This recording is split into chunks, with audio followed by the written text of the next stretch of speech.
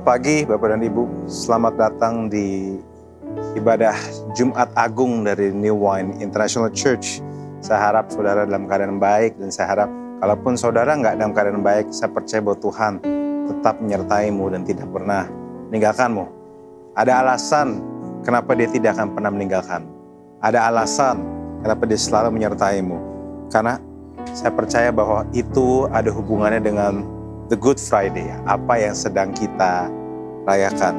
Saudara, kebangkitan itu penting, tetapi tanpa kematian tidak akan ada kebangkitan. Kita bilang dosa adalah hutang. Jadi dosa itu tidak bisa dihilangkan dengan hanya berhenti berbuat dosa. Sama seperti hutang tidak bisa hilang hanya karena kita berhenti berhutang. Dia hanya bisa dihilangkan dengan penebusan. Harus ada sesuatu yang ditebus, harus ada harga yang dibayar.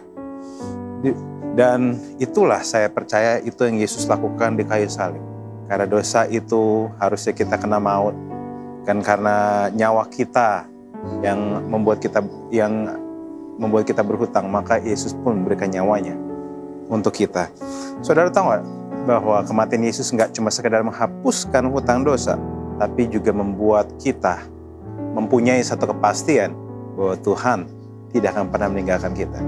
Di Perjanjian Lama ada beberapa statement di mana Tuhan undur dari Saul, ada statement di mana Tuhan meninggalkan Simson, dan bahkan ada statement di mana Tuhan menyesal menciptakan manusia. Tetapi di Perjanjian Baru kita tidak menemukan hal-hal itu. Di Perjanjian Baru yang kita temukan adalah bahwa Tuhan tidak pernah meninggalkan. Kita temukan adalah Tuhan selalu menyertai. Yang kita temukan adalah Tuhan yang kasih setianya dan penyertanya unconditional. Begitu banyak orang bilang bahwa misalnya jangan-jangan memang Perjanjian Lama dan Baru Tuhannya berbeda. Tapi sebenarnya enggak. Tuhannya sama. Cuma di tengah-tengah Perjanjian Lama dan Perjanjian Baru ada sesuatu yang terjadi. Yaitu tentang kematian dan penebusan yang dilakukan oleh anak domba Allah. Dia menggantikan semuanya. Bahkan sempat ada teriakan bahwa Allahku, mengapa kau tinggalkan aku? Dia yang tadi ngomong Bapa menjadi ngomong Allahku. Supaya kita yang tadi yang ngomong Allahku bisa ngomong Bapakku. Dia yang tadi bicara bahwa Allahku, kenapa kau tinggalkan aku? Supaya kita bisa bicara, Bapakku, kau gak bakal pernah meninggalkan dan mengecewakan aku. Pada waktu di Perjanjian Lama tidak ada korban, maka Tuhan punya hak untuk meninggalkan kita karena kita mengecewakan Dia.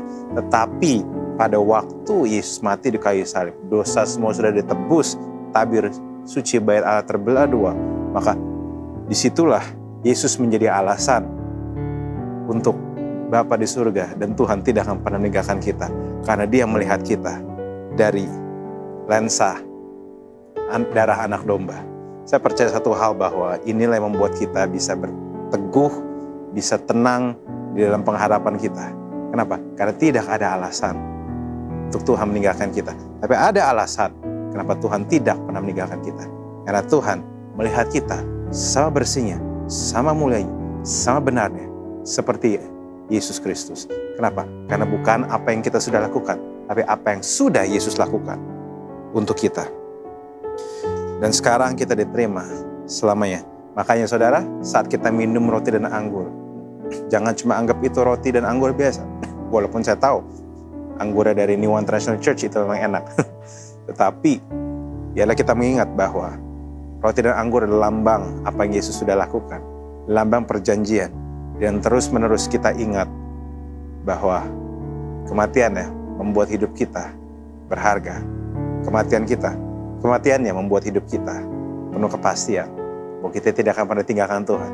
In every season, mau susah, mau mudah, musim panas, musim dingin, musim hujan, musim kemarau, dan musim gugur sekalian. In every season, Sang Gembala Agung tidak akan pernah meninggalkanmu. Saya cuma akan bacain satu ayat dari Roma 8 ayat 35 mengatakan, siapakah yang akan memisahkan kita dari kasih Kristus? Penindasan, atau kesesakan, atau penganiayaan, atau kelaparan, atau kelanjangan, atau bahaya, atau pedang. Maka hari ini, biarlah momen ini bisa menjadi momen untuk saudara mengingat bahwa from the cross until today, tidak ada yang bisa memisahkan engkau dari kasih-Nya pada kita. Kita akan mulai ibadah kita. Mari kita berdoa. Bapa, Kami mulai ibadah ucapan syukur ini. Kami mengingat apa yang sudah Kau lakukan untuk kami.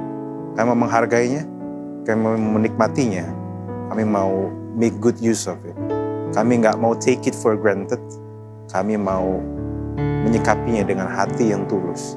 Terima kasih Bapak. Kami mulai ibadah ini. Dalam nama Yesus. Amin. Selamat beribadah.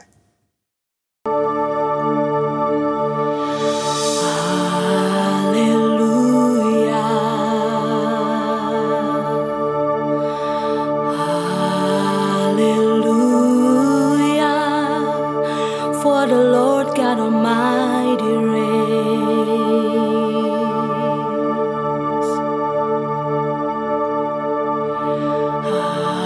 Hallelujah.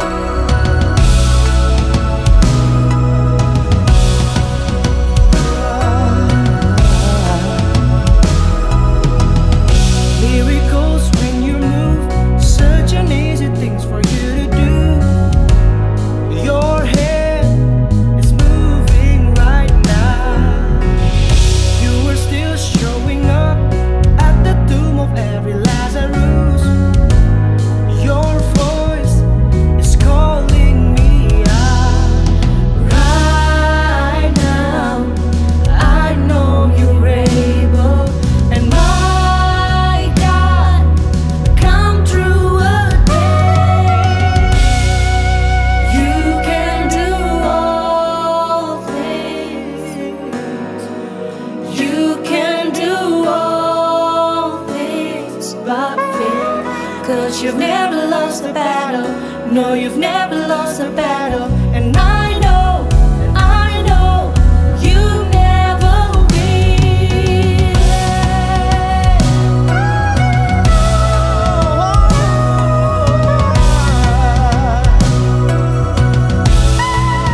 Come on, sing it up. Everything's possible by the power of the Holy Ghost. You win. New wind is blowing right now, breaking my heart of stone, taking over like a Jericho. My walls are all crashing down right now. I know you're able, and my God, come through again. You can do all things. You can do all things but fail. 'Cause you've never lost a battle. No, you've never lost a battle. And I know you never will. You can do all things. You can do all things but fail. 'Cause you've never lost a battle. No, you've never lost a battle. And I know you never will. Never lost a battle. Never lost a battle. Never lost a battle. Never lost a battle. You never lost a battle. Never lost a battle. Never will. You never will. Never lost a battle. Never lost a battle. Never lost a battle. Never lost a battle. Never lost a battle. Never lost a battle. Never will. You never will. You've never lost a battle. You always been good. Never lost a battle. You always been good. Never lost a battle. You always with me Never will. through every moment, Never lost a battle. through every season Never lost a in my battle. life. You've never lost a Never battle. lost a battle. You can do You can do all things. You can do all things but fail. 'Cause you've never lost a battle. No, you've never lost a battle. And I know you never will. You can do all things. everything is possible in your You hand. can do all things but fail. 'Cause you've never lost a battle. No, you've never lost a battle. And I know you never will. And I know you never will. And I know you never will.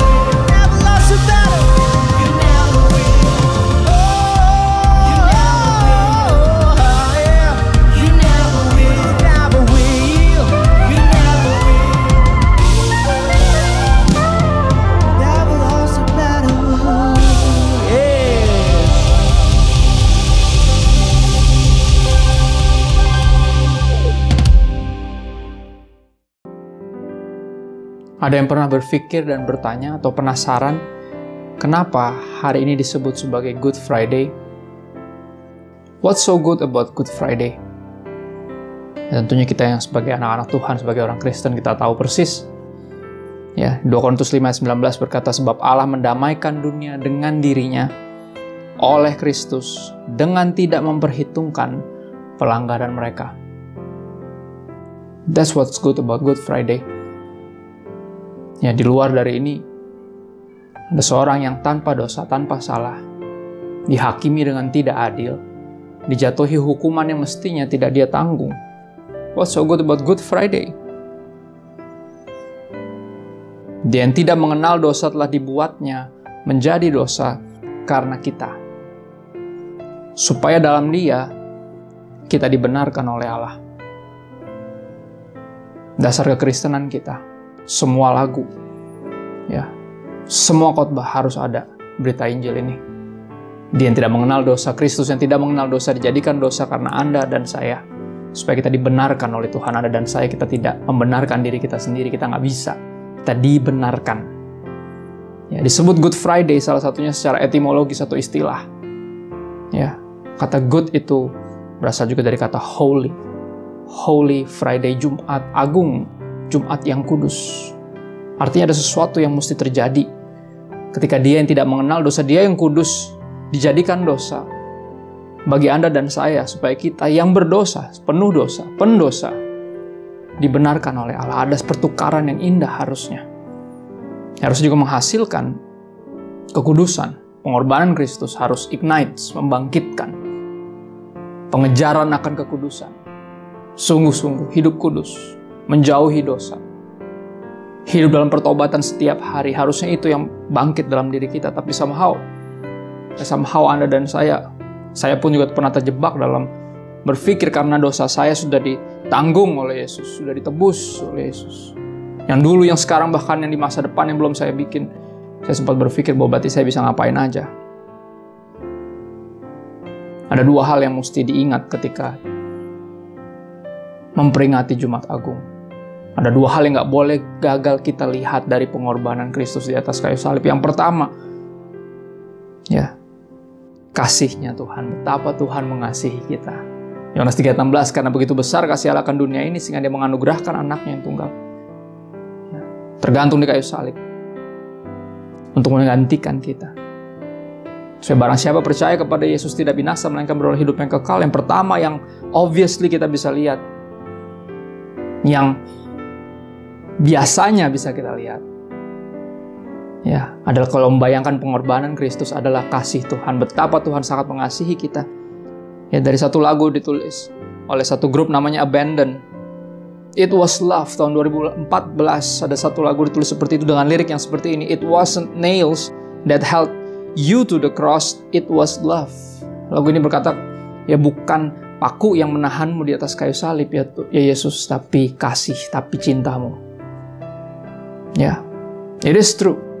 It is true. Tapi juga it is also true. Benar juga apa yang ditulis oleh Stuart Townend. Ya, di tahun 1990, lagu yang jauh lebih senior lagi. Yang tadi 2014, yang ini 1990 di bawah judul How Deep the Father's Love for Us. Di bagian lagu itu ada lirik sepenggal yang berkata seperti ini. It was my sin that held him there. Itu bukan hanya kasihnya, bukan dia disalib bukan hanya karena kasihnya, tapi juga karena kebencian Tuhan terhadap dosa. Bukan hanya karena kasih Tuhan kepada kita. Keduanya benar, tidak berlawanan. Jadi di atas kayu salib, ketika kita merenungkan, hanya sekedar merenungkan pengorbanan Kristus, kita sadar bahwa Tuhan sangat mengasihi kita. Tapi cinta bisa disalahgunakan, bisa disia-siakan, bisa dimanfaatkan. Ya, kita juga nggak boleh lupa bahwa karena dosa-dosa kita, Dia tergantung di situ. Ya, Dia minum cawan itu yang berisi dosa-dosa Anda dan saya, sehingga Dia harus menerima siksaan sesaat di situ. Bahkan harus mati di atas kayu salib. It was my sin that held him there, not just love. Bukan hanya kasih Tuhan kepada kita, tapi juga kebencian Tuhan terhadap dosa bisa dengan sangat jelas kita lihat di kayu salib. Ya, coba Anda nonton film Passion of the Christ tahun 2005. Film Yesus pasti identik dengan adegan penyalipan. Yang ketika kita nonton baru kita ingat, oh iya, kita baru bisa lihat bukan hanya kasih-Nya yang besar terhadap kita, tapi betapa Tuhan sangat membenci dosa sampai ketika anaknya yang tunggal meminum cawan yang berisi dosa itu, Bapa harus menghancurkan anaknya. Ya. Hanya dengan demikian kita bisa lihat kekudusan yang Tuhan maksudkan, kekudusan yang kita renungkan, yang kita remember, yang kita peringati hari ini, Good Friday, Holy Friday. Ya, hanya ketika apa? 1 Petrus 4 ayat 1 dikatakan seperti ini, karena Kristus telah menderita penderitaan badani. Ya, di ujung dari ayat 1 berkata, kamu pun harus juga berhenti berbuat dosa. Ya, apa yang berbeda dari Jumat Agung yang lalu sama Jumat Agung yang sekarang? Kita nggak nyangka 2021 dianugerahkan kepada kita. 2020 sudah terlalu berat. Dan kita tahu, dunia ini semakin rusak. Orang-orang semakin jahat. Penyakit semakin mengerikan. Dan Tuhan berarti semakin dekat, kita tahu itu. Dan kita nggak punya banyak waktu. Tuhan di pihak kita, tapi waktu tidak di pihak kita. Time is running out, so di Jumat Agung ini yang mesti kita ingat. Ketika kita mengingat pengorbanan Kristus, kita harus sadar dan percaya betapa besar kasih Tuhan kepada kita. Tapi ketika kita melihat Dia yang disalib, entah kita baca Alkitab sungguh-sungguh atau kita menonton film-film yang udah dibuat sedemikian rupa untuk meyakinkan kita bahwa Tuhan sangat membenci dosa. Dan hanya dengan demikian ini bisa jadi Good Friday. Hanya dengan demikian Anda dan saya bisa berhenti menyia-nyiakan kasih Tuhan. Selamat merenungkan Jumat Agung.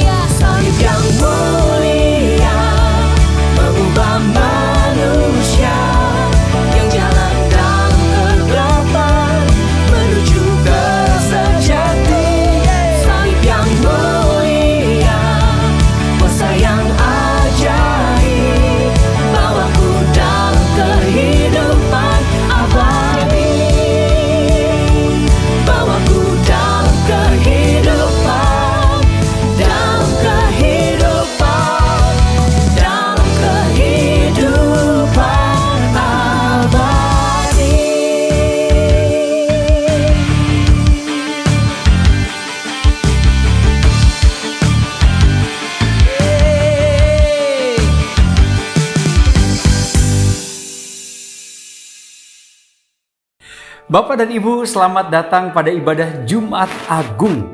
Hari ini sangat istimewa. Kita kembali diingatkan akan pengorbanan darah Yesus yang tak ternilai harganya. Jauh lebih mahal daripada segala tahta di dunia dan harta yang pernah dimiliki oleh orang terkaya atau orang paling berkuasa sekalipun yang pernah hidup di bumi. Untuk itu, jangan pernah lagi kita sia-siakan pengorbanan Yesus di kayu salib untuk Bapak dan Ibu dan juga saya. Nah, hari ini Bapak Ibu, kita harus menyiapkan hati dan pikiran kita lebih lagi karena kita akan masuk ke dalam perjamuan kudus yang nantinya akan dipimpin oleh gembala kita, yaitu Pendeta Robert Sutanto. Untuk segala communion kit atau perlengkapan perjamuan kudus, kami harapkan Bapak Ibu sambil mendengarkan pengumuman ini sambil disiapkan, ya. Ada biskuit, crackers, atau kue kering lainnya sebagai lambang daripada tubuh Kristus. Dan juga untuk yang melambangkan darah Kristus, dapat Anda siapkan anggur, jus, teh, atau apapun sebagai penggantinya. Tidak ada masalah sama sekali. Nah, Bapak dan Ibu sekalian, saya mau mengingatkan bahwa hari Minggu besok juga kita masih ibadah secara daring jam 10 pagi. Dan yang membuat hari Minggu istimewa adalah karena itu adalah hari kebangkitan Tuhan Yesus, ya kan? Hari Jumat Agung dan hari Paskahnya hari Minggu. Jadi jangan lewatkan ibadah kita lewat youtube.com/NWI Church. Sekadar pengingat juga untuk Anda bahwa malam nanti jam 19.30 waktu Indonesia Barat akan ada live worship at home bersama gembala kita Pastor Robert Lea Sutanto yang ada di akun Instagram mereka @RobertLeaSutanto, lewat Facebook dan juga YouTube Robert Lea Sutanto. Kami ajak Anda Bapak dan Ibu untuk bergabung malam ini jam 7.30 malam. Dan setelah worship at home, bagi Anda yang sudah menikah, kami juga ingin mengundang Anda untuk mengikuti Bible Study The Sacred Marriage. Ini adalah Bible Study yang gak biasa karena hanya akan diikuti oleh pasangan-pasangan yang sudah menikah. Jika Anda tertarik untuk mengikutinya lewat Zoom, silahkan kirimkan DM ke Instagram @NWIChurch atau @ChristopherTapiheru supaya kami bisa berikan tautannya. Bapak Ibu sekalian, untuk setiap persembahan dan persepuluhan yang Anda ingin sampaikan melalui gereja, silahkan Anda kirimkan lewat nomor rekening yang tertera di layar saat ini. Anda bisa melakukan pengirimannya lewat konvensional atau juga lewat dompet digital. Silakan Bapak dan Ibu sekalian, dan terima kasih kami ucapkan kepada Anda yang setia menabur di ladang Tuhan. Kami ingin menutup dengan ini. Jangan pernah kendor untuk tetap menerapkan protokol kesehatan dimanapun Anda berada. Nanti kalau bepergian, selalu gunakan masker, kemudian cuci tangan sesering mungkin, biar kalau pas lagi nggak nyadar pegang mata atau hidung, tangan Anda kan tetap bersih, ya. Kemudian hindari kerumunan, karena ini belum masanya kita berkumpul rame-rame berlebihan, apalagi nggak pakai masker. Oke, jaga jarak satu dengan yang lainnya, meskipun dia adalah saudara atau keluarga terdekat Anda. Dan dengan senang hati, kalau Anda mau membantu, bagikan YouTube channel ini, tautan dari YouTube channel ini kepada lebih banyak orang lagi, supaya mereka juga bisa menikmati hadirat Tuhan lewat persembahan ibadah New One International Church. Immanuel.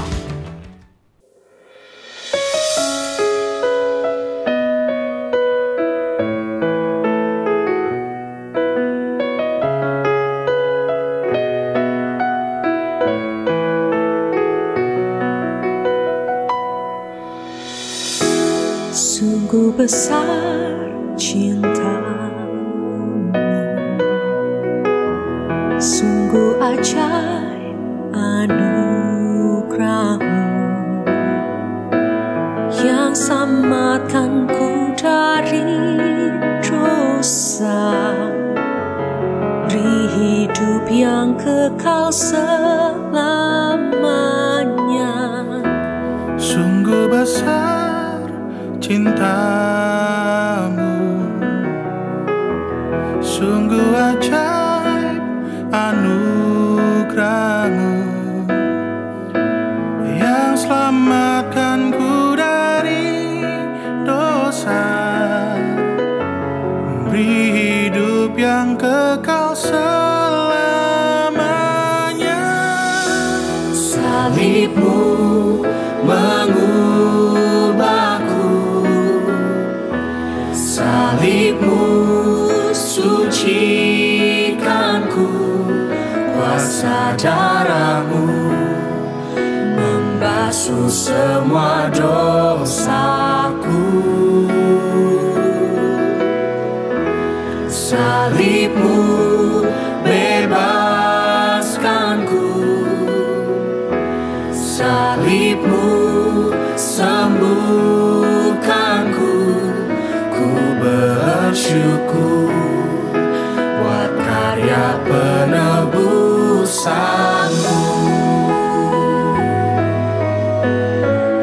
Sungguh besar cinta-Mu, Sungguh besar cinta-Mu,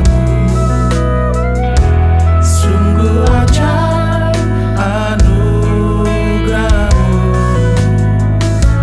yang selamatkanku dari dosa, beri hidup yang kekal selamanya. Salib-Mu mengubahku, salib-Mu sucikanku. Kuasa darah-Mu membasuh semua dosaku.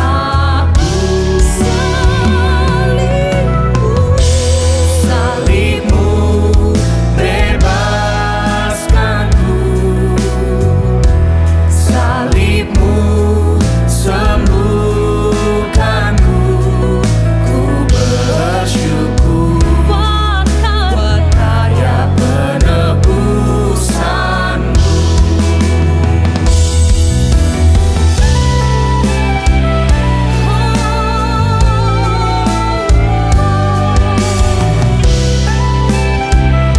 kami naikkan ucapan syukur kami Bapa.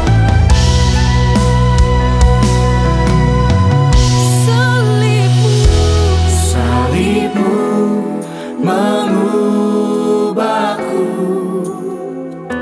salib-Mu sucikanku.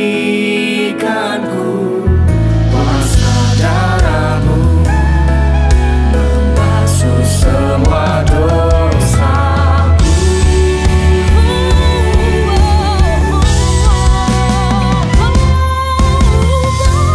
Salib-Mu bebaskanku, salib-Mu sembuhkanku. Ku bersyukur buat karya penebusan-Mu.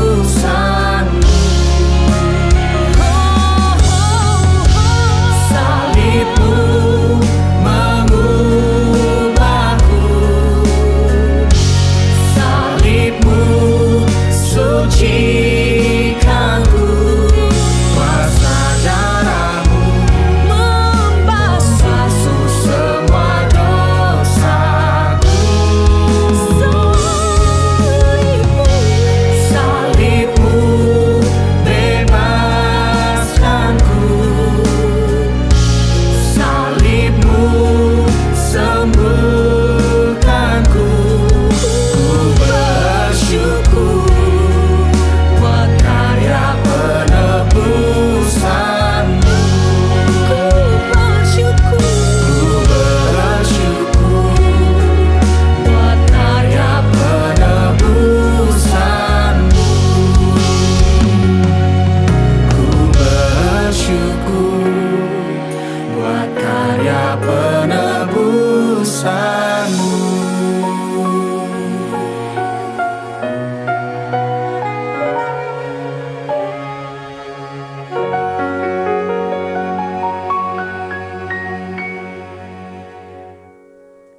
Shalom Bapak Ibu sekalian, Jumat Agung adalah hari yang sangat dinanti-nantikan oleh semua umat Kristen di seluruh dunia. Dan di mana kita tahu bahwa penderitaan Yesus sampai di kayu salib dan sampai dia melepaskan nafas yang terakhir. Lalu kemudian mati, dikuburkan, dan pada hari yang ketiga dia bangkit. Dan dia menampakkan diri kepada semua murid-muridnya, lalu kemudian dia naik ke surga. Good Friday adalah bicara tentang penderitaan.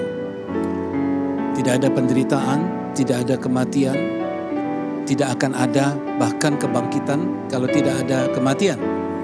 Yang sebelumnya adalah penderitaan. Kita bersyukur untuk hari Jumat Agung ini kita merayakan bersama-sama. Sebelum saya sampaikan tentang what Good Friday means to me, saya dan istri saya ingin menyanyikan sebuah lagu yang berbicara dengan apa aku balas cintamu ya Tuhan di Kalvari.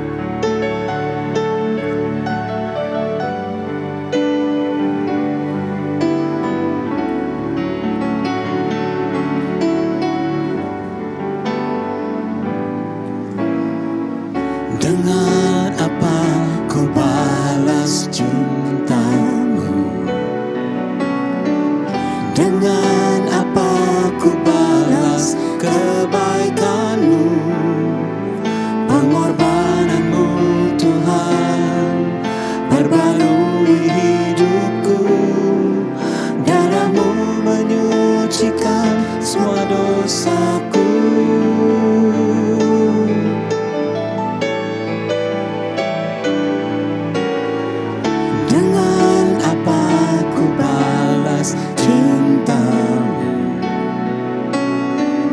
Dengan apa ku balas kebaikanmu, pengorbananmu Tuhan perbarui hidupku. Darahmu menyucikan semua dosaku.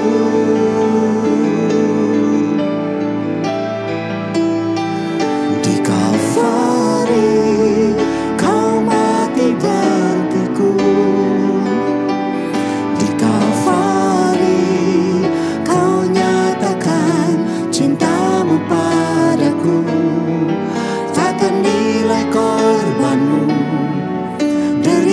Sengsaramu semua lunas sudah di atas Kalvari. Di Kalvari, di Kalvari kau mati gantiku.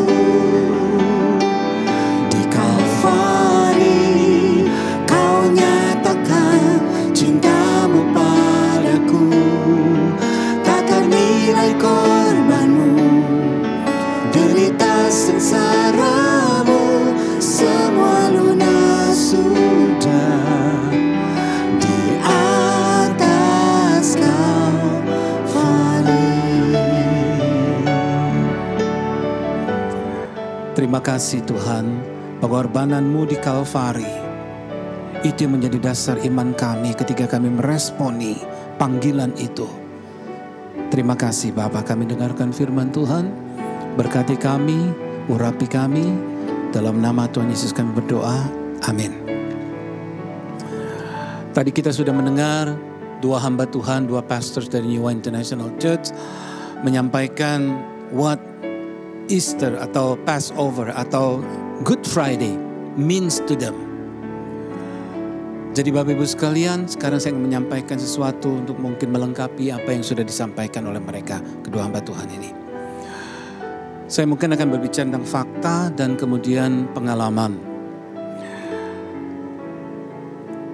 Amazing Jesus. Bagaimana 12 orang yang terdiri dari nelayan, petani, dan pemungut pajak, 12 orang pengikut Yesus, bisa bermultiplikasi menjadi satu dari setiap 3 orang di planet ini yang mengidentifikasikan sebagai Kristen. Pada tahun 2015, jumlah kekristenan di seluruh dunia ada di angka 2,4 miliar. Sedangkan jumlah populasi pada waktu itu 7,5 miliar. Ini mewakili hampir sepertiga populasi dunia yang merupakan agama terbesar di dunia. Ini dicatat di Wikipedia. What's so amazing about Jesus is, number one, Jesus never wrote a book. Kedua, Jesus never composed a song. Yang ketiga, Jesus never drew any pictures. Yang keempat, Jesus never did any sculpture. Dan he traveled not more than 100 miles around the city, around the town. Jadi Bapak Ibu sekalian, it's so amazing tentang Yesus bahwa dia tidak pernah menulis buku. Namun lebih banyak buku yang menulis tentang Yesus daripada buku-buku apapun juga. Dia tidak pernah menulis lagu, tetapi begitu banyak, ribuan, puluhan ribu, ratusan ribu lagu-lagu yang ditulis tentang Yesus. Dia tidak pernah menggambar tentang wajahnya dia, tetapi interpretasi dari begitu banyak orang, ratusan ribu mungkin orang-orang yang menggambarkan tentang wajah Yesus. Dia tidak pernah mematung atau membuat patung, saudara. Tapi begitu banyak patung-patung dihasilkan oleh Leonardo da Vinci, lalu kemudian pematung-pematung yang terkenal dunia, semua menggambarkan tentang Yesus. Dia sangat terkenal. Dan dia tidak pernah pergi lebih dari 100 miles atau sekitar 200 km lebih. Saudara, dia berjalan kaki dalam pelayanannya. Namun dia begitu terkenal. Apa yang menyebabkan dia terkenal? Karena dia pernah mati, lalu dia bangkit naik ke surga. Resurrection. Itu yang menyebabkan Yesus menjadi terkenal, saudara. Kalau saya ingin berkata bahwa amazing Jesus is my amazing Jesus. Fakta-fakta yang berkaitan dengan sains dan yang lainnya, saudara. Alkitab dipenuhi dengan hal-hal yang luar biasa sekali. Yang pertama ada dalam bidang kimia. Yesus mengubah air menjadi anggur. Ayatnya di Yohanes 2 ayatnya ke-6 sampai 10. Lalu kemudian di dalam ilmu biologi dia lahir tanpa konsep normal atau konsepsi normal. Artinya dia hamil atau dia dilahirkan dari perawan. Lalu kemudian dalam fisika dia melanggar hukum gravitasi bumi ketika dia naik ke surga. Di bidang ekonomi dia bertolak belakang dengan hukum pengembalian yang berkurang. Seharusnya kembalian berkurang. Memberi makan 5.000 orang dengan 2 ikan dan 5 roti. Yang ajaibnya sisanya 12 bakul. Jadi lebih banyak sisanya daripada awalnya, saudara. Matius pasal 14 ayat 19 dan selanjutnya. Dalam bidang kedokteran dia menyembuhkan orang sakit dan buta tanpa memberikan 1 dosis obat pun. Dan dia disebut si penyembuh, tabib penyembuh, saudara. Dalam bidang sejarah dia adalah yang awal dan yang akhir. Alfa dan Omega. Dalam bidang pemerintahan dia disebut penasehat ajaib. Lambang pemerintahan ada di atas bahunya. Yesaya pasal 9 ayat 6 dan 7. Tidak memiliki hamba, namun mereka memanggilnya Tuan. Tidak punya gelar, namun memanggilnya Guru. Tidak memiliki tentara, namun raja takut akan dia. Tidak memenangkan peperangan secara militer, namun dia menaklukkan dunia. Dia tidak melakukan kejahatan, namun mereka menyalibkan dia. Dimakamkan di sebuah makam, namun dia bangkit lagi dan dia hidup hari ini dan sampai selamanya.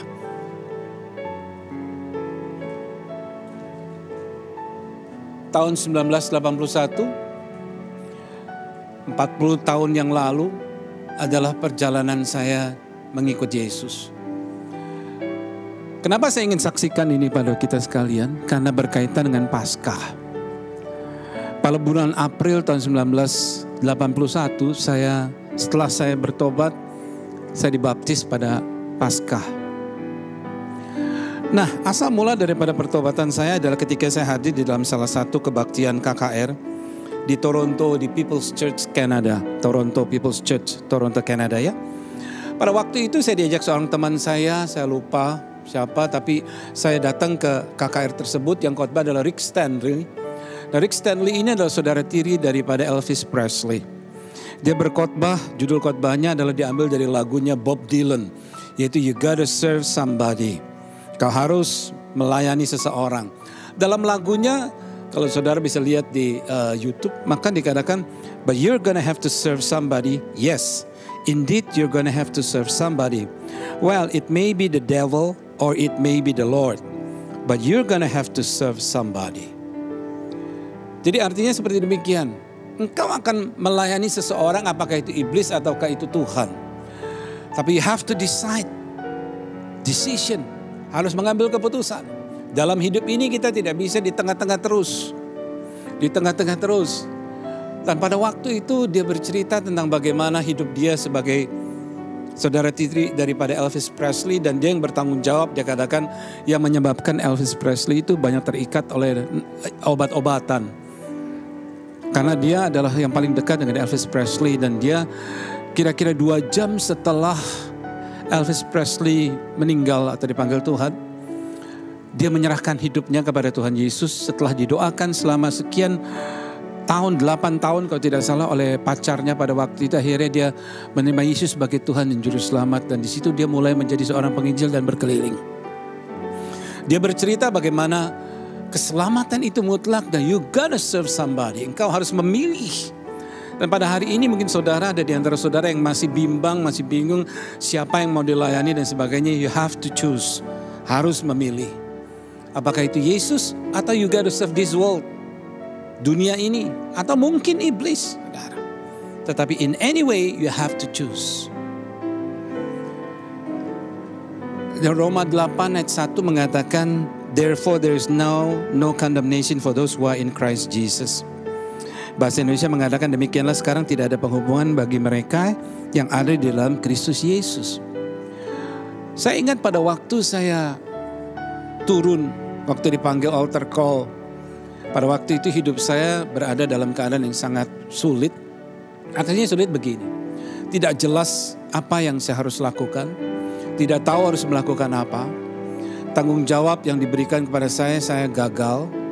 Semua yang saya kerjakan seolah-olah gagal. Niat baik saya apa itu saya seolah gagal. Jadi saya hidup di dalam keterhimpitan, di dalam perasaan bersalah, guilty, dan perasaan-perasaan tersebut. Dan pada waktu dikatakan bahwa you gotta serve somebody. You harus mengambil keputusan. Kata-kata itu yang menusuk dan kata-kata yang masuk dalam hati saya dan membuat saya turun dari lantai 2 ke bawah. Lalu kemudian saya berjalan maju ke depan. Dan saya memberikan respons kepada Tuhan dan menerima Tuhan Yesus sebagai Tuhan dan Juru Selamat. Lalu beberapa bulan kemudian pada waktu Paskah saya dibaptis. Saudara tahu ketika saya menyerahkan hidup saya, lalu kemudian ketika saya dibaptis, saudara, sensasi apa yang terjadi? Yaitu saya merasa semua tekanan-tekanan condemnation yang ada dalam diri saya itu terlepas dan diangkat oleh Tuhan.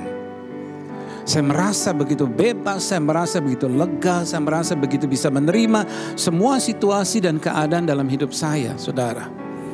Itu sebabnya firman Tuhan berkata, demikianlah sekarang tidak ada penghukuman bagi mereka yang ada dalam Kristus Yesus. Ayat ini menjadi begitu kuat dalam hidup saya. Dan selama 40 tahun di dalam perjalanan saya melayani Tuhan, hidup bersama Tuhan, saya belum pernah melihat ayat ini gagal. Saya belum pernah melihat firman Tuhan gagal di dalam hidup saya. Saya belum pernah melihat Tuhan itu lalai di dalam perkataannya atau menepati janjinya.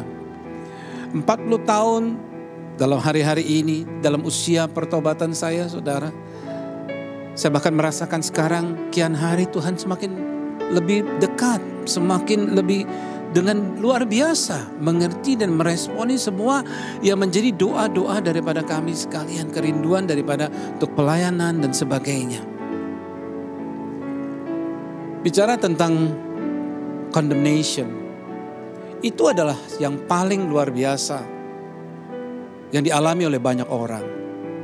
Kalau ada di antara saudara yang hari ini merasakan tuduhan, condemnation, penghakiman, atau penghukuman, saudara saya ingin berkata, mari serahkan kepada Tuhan Yesus. Karena dialah yang akan mengangkat semua condemnation itu. Karena dia dikatakan, ketika kita berada dalam Yesus, kita diangkat no more condemnation for those who are in Christ Jesus. Tidak ada lagi tuduhan, tidak ada lagi tekanan, tidak ada lagi hal-hal yang membuat Anda menjadi seolah-olah tidak berharga dan tidak berarti. Sebuah gambaran yang sangat indah adalah seperti seekor lebah. Lebah itu ada sengatnya, saudara ya. Dan sengatnya itu mungkin buat kita tidak ada masalah, tetapi buat orang-orang tertentu itu akan ada masalah dan bisa menyebabkan kematian. Satu ketika di sebuah musim panas ada satu keluarga yang pergi piknik naik mobil. Suami istri dan anaknya duduk di belakang di mobil. Tiba-tiba karena memang jendela terbuka masuklah lebah, dan lebah ini ternyata lebah yang mematikan. Kenapa mematikannya? Karena anaknya ini punya alergi, kalau dia kena disengat oleh lebah tersebut dalam 1 jam dia akan meninggal. Anaknya panik, menjerit-jerit, berkata, "Papa, ada lebah dan lebah ini mau menyengat saya." Dan pas ketika jendela dibuka, lalu lebah itu tertiup angin dan maju ke depan ke dekat tempat setir. Lalu ayahnya menangkap lebah tersebut dan ayahnya merasakan nyerinya, sengatan dari lebah tersebut. Lalu dia lepaskan dan sengatannya tertinggal di tangan daripada ayahnya. Lebah itu terbang dan tangan daripada ayahnya itu bengkak. Lalu lebah itu masih terbang sekitar mobil tersebut, anak itu tetap menjerit-jerit. Papa, lebah ini akan menyengat saya dan saya akan mati, Papa." Lalu papanya bilang, tenang nak, tidak. Karena lebah sengatnya ini sudah ada di tangan Papa. Dan dia lihat tangan papanya bengkak dan dia lihat ada sengat lebahnya di tangan papanya. Bapak Ibu sekalian, ada kabar baik buat kita sekalian. Bahwa sengat itu sudah ada di tangan Yesus, di dalam hidup Yesus.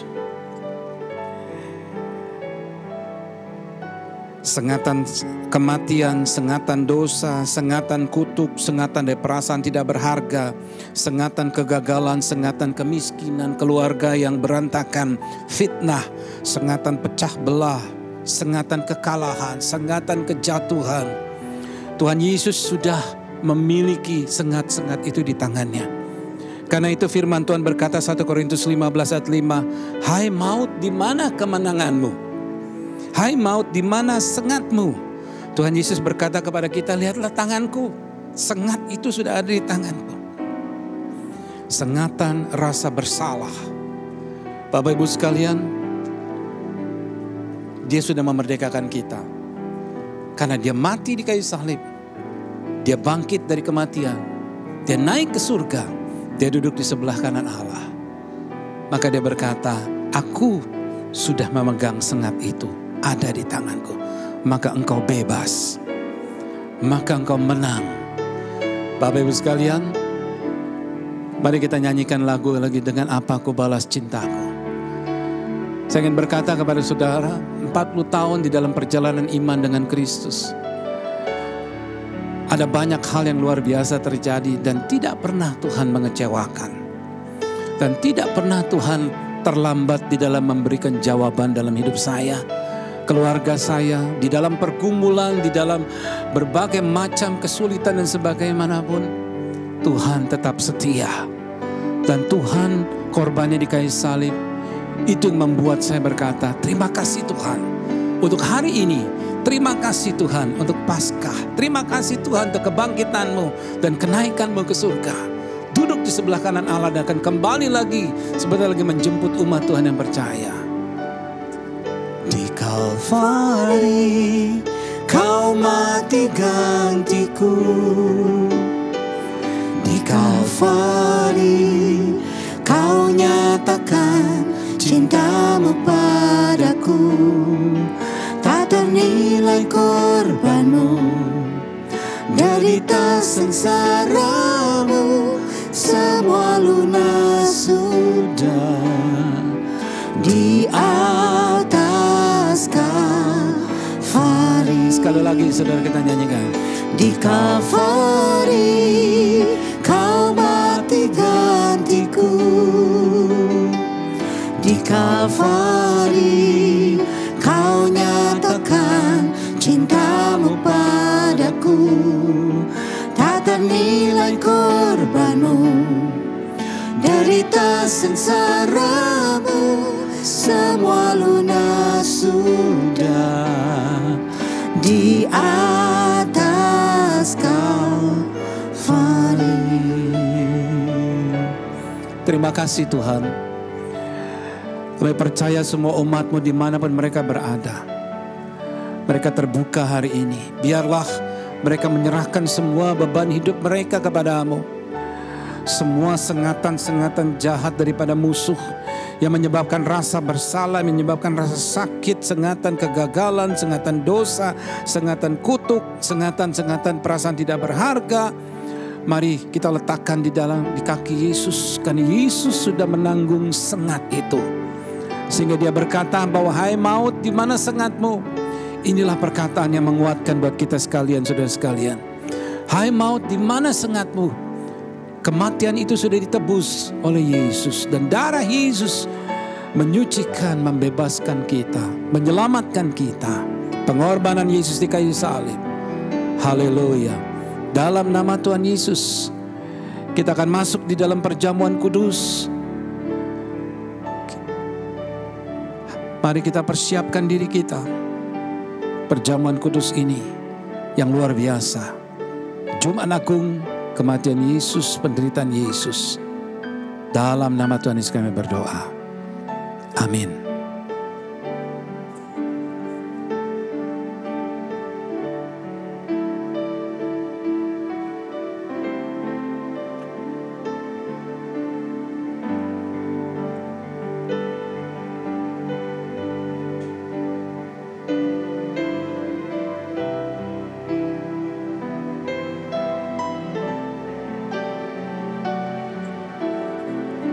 Haleluya.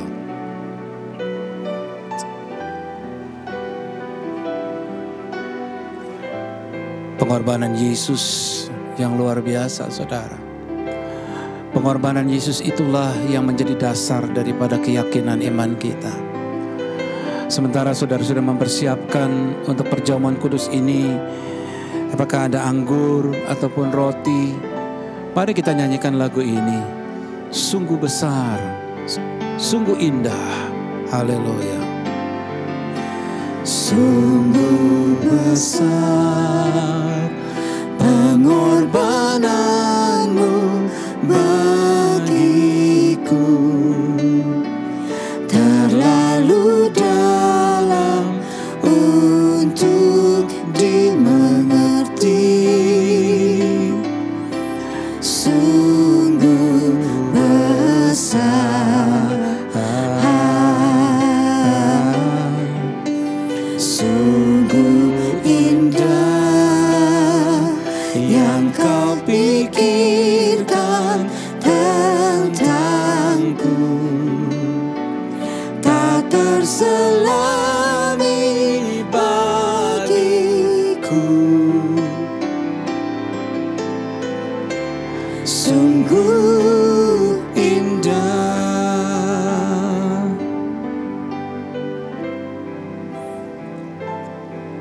Saudara sudah bersiap?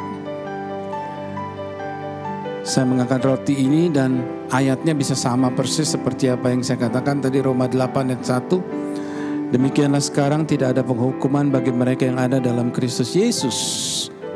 Amazing. Ya. Saudara, mari bersama-sama kita angkat roti di tangan kanan kita. Sebab apa yang telah kuteruskan kepadamu telah aku terima dari Tuhan, yaitu bahwa Tuhan Yesus pada malam waktu ia diserahkan mengambil roti.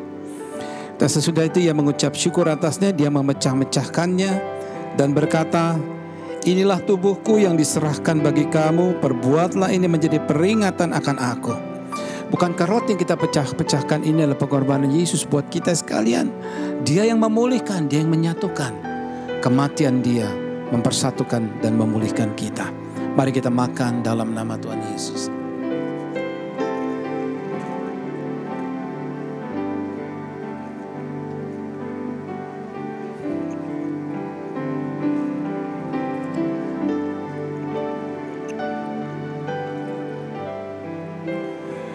Demikian juga ia mengambil cawan sesudah makan lalu berkata, cawan ini adalah perjanjian baru yang dimeteraikan oleh darahku. Perbuatlah ini setiap kali kamu meminumnya, menjadi peringatan akan aku. Sebab setiap kali kamu makan roti ini dan minum cawan ini, kamu memberitakan kematian Tuhan sampai ia datang. Bukankah cawan ini, this is the cup of blessing. Setiap kali kita mengambil perjamuan, saya selalu mengatakan, this is the cup of blessings. Bagaimana berkat Tuhan merubah kutuk menjadi berkat. Ketika kita belum diselamatkan, ketika kita masih di dunia, kita hidup di dalam kutuk, kita hidup di dalam keterikatan, kita hidup di dalam kegagalan, kita hidup di dalam segala macam hal. Tapi ketika kita meresponi panggilan Kristus, ketika kita diselamatkan, setiap kali kita mengambil, this is the cup of blessings. Kematian Yesus di kayu salib, dia memakukan surat hutang di kayu salib. It is finished, sudah dilunasi. Karena itu ketika kita mengambil dan meminumnya, receive the blessings from the Lord. Mari kita minum dalam nama Tuhan Yesus.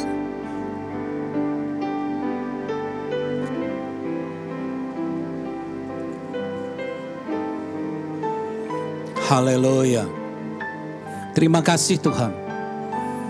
Mari ucapkan syukur, sudah dimanapun Anda berada, ucapkan syukur dan berkata, Tuhan terima kasih Tuhan.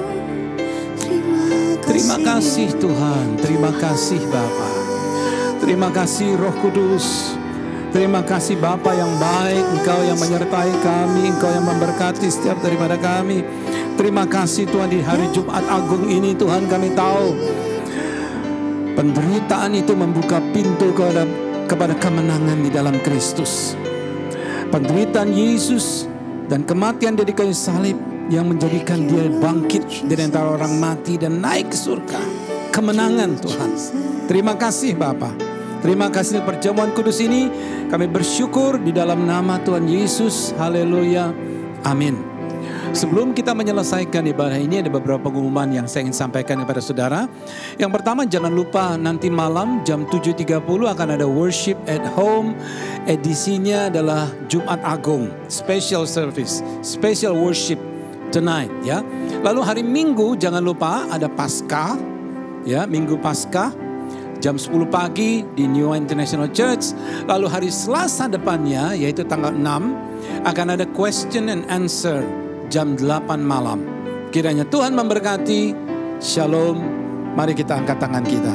Maka kiranya damai sejahtera yang daripada Allah Bapa di dalam Anak Tunggal Yesus Kristus, pimpinan penyertaan Roh Kudus yang menyertai saudara-saudara mulai hari ini sampai Maranatha, Tuhan Yesus datang kedua kali menjemput kita di awan permai dan bahkan sampai selama-lamanya. Semua umat Tuhan yang percaya sama-sama kita katakan amin. Haleluya. Selamat Jumat Agung. God bless you. Sampai hari Minggu. Bapak dan Ibu sekalian, jemaat yang dikasihi Tuhan, terima kasih telah bergabung bersama dengan kami dalam ibadah Jumat Agung. Jangan pernah hanya ibadah di hari Jumat Agung, di mana kita memperingati kematian Kristus saja, tetapi bangkitlah bersamanya di hari Minggu nanti. Jadi, kita ketemu lagi di ibadah hari Minggu, 2 hari ke depan. Pastikan Anda selalu sehat, dan jangan lupa di ibadah hari Minggu nanti juga disertai dengan perjamuan kudus. God bless you all.